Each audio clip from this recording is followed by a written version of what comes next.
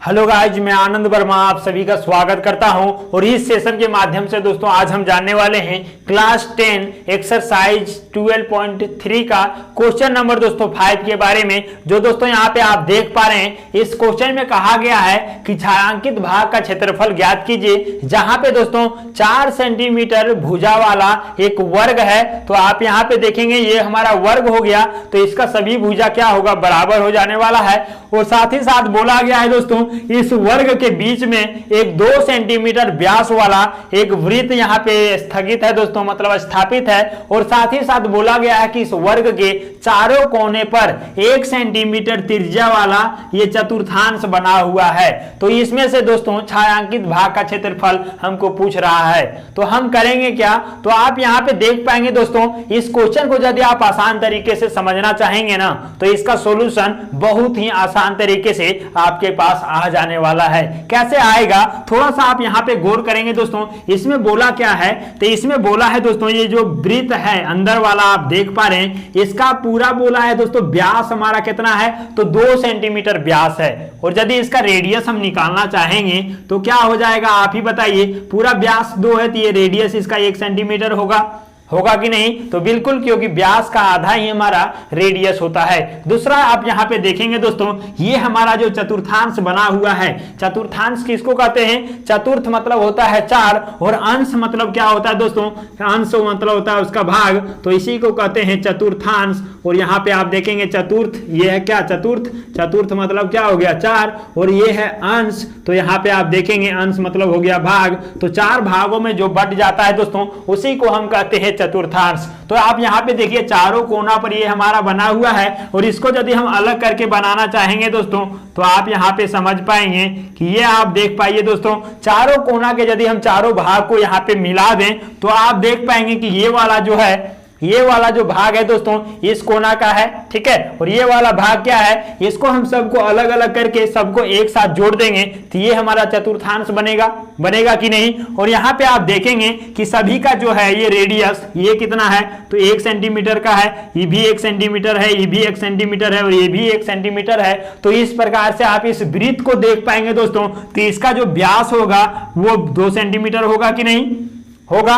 मतलब क्या है कि ये जो बाहर वाला चारों मिला करके जो वृत्त बनेगा, वही जो वृत्त है दोस्तों बीच में है उसी के बराबर होगा, क्योंकि आप देखें बीच वाला का रेडियस कितना है 1 सेंटीमीटर, और इसका भी जो बना इसका भी रेडियस क्या है 1 सेंटीमीटर है, डायमीटर इसका भी 2 सेंटीमीटर है और इसका भी डायमीटर 2 सेंटीमीटर है।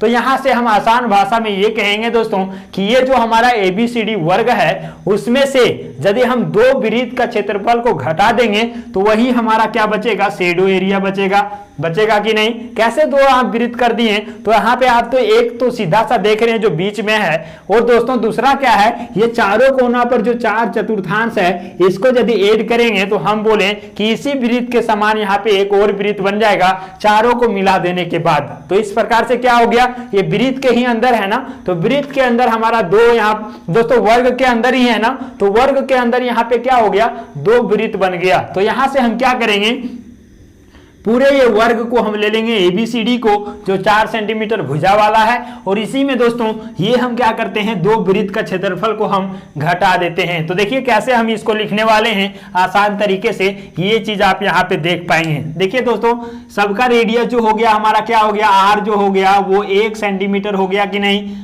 यहाँ पे D दिया हुआ था कितना, 2 सेंटीमीटर, मतलब व्यास दिया था इसका 2 सेंटीमीटर, तो ये हमारा क्या हो गया, ये चीज निकल गया रेडियस 1 सेंटीमीटर। दूसरा चीज दिया हुआ है वर्ग का जो भुजा दिया हुआ दोस्तों ये कितना दिया है, तो आप कहेंगे कि 4 सेंटीमीटर दिया है सर। तो यहां से ये चीज हमारा क्लियर होता है। अब हमको चाहिए क्या, तो छायांकित भाग का क्षेत्रफल चाहिए। तो यहाँ पे हम लिखेंगे छायांकित भाग का क्षेत्रफल बराबर क्या हो जाएगा दोस्तों, आप देखिए कि वर्ग का क्षेत्रफल में से क्या करते हैं हम, 2 वृत्त का क्षेत्रफल घटा देते हैं, 2 गुना वृत्त का क्षेत्रफल, 2 गुना वृत्त का क्षेत्रफल, और ये जो क्षेत्रफल है दोनों बराबर है, इसीलिए हम 2 गुना कर रहे हैं। अलग अलग साइज का रहता दोस्तों तो यहाँ पे हम दोनों को अलग अलग करके घटाते हैं। अब यहाँ से क्या है, वर्ग का क्षेत्रफल हमारा होगा क्या, तो आप जानते हैं भुजा का स्क्वायर होता है, तो यहाँ पे हम लिख देंगे सीधा सा भुजा और इसका स्क्वायर लिख देंगे दोस्तों। और यहाँ पे माइनस क्या होगा, तो यहाँ पे 2 गुना वृत्त का क्षेत्रफल, और वृत्त का क्षेत्रफल आप जानते हैं पाई आर स्क्वायर, और सबका रेडियस भी यहाँ पे सेम है। तो देखिए भुजा का स्क्वायर करेंगे तो ये भुजा किसका आ जाने वाला है, तो वर्ग का, और वर्ग का भुजा है कितना, तो 4, और 4 का स्क्वायर हो गया दोस्तों, और माइनस करेंगे 2, और यहाँ पे आप देख पाएंगे कि 22/7 होगा पाई का मान, और रेडियस इसका क्या हो जाने वाला है 1, तो इसका ही स्क्वायर होगा, तो 1 गुना 1 हो गया कि नहीं, हो गया बिल्कुल। और यहां से हम क्या करेंगे, अब इसका स्क्वायर करेंगे तो 4 का स्क्वायर 16, माइनस करेंगे दोस्तों ये 22 को 1 से गुना करेंगे तो 22 ही होगा, और इसको 2 से गुना करेंगे तो 44, और नीचे क्या होगा 7, और इस प्रकार से आप देखें कि 16 - 44/7 आ गया। इसके नीचे कुछ नहीं है तो 1 ले लेंगे, और इस प्रकार से नीचे हमारा 7 और 1 का जो एलसीएम होगा वो 7 होगा, और यहां से दोस्तों 7 से गुना करेंगे तो 16 को 7 से गुना कीजिए, कितना आता है 112 आएगा दोस्तों, है ना। इसको आप गुना करेंगे तो 112 आएगा, और माइनस करेंगे तो ये 7 से 7 कट जाएगा तो 1, और 1 को 44 से गुना करेंगे तो 44 ही आएगा।